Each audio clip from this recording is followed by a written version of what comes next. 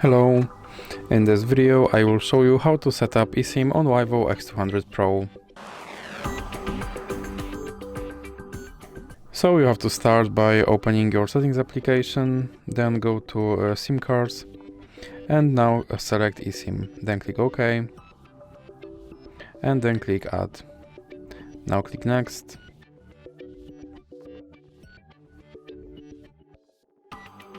And you have to scan your QR code. And then click Setup. Now you have to enter your verification code. And now you have to wait.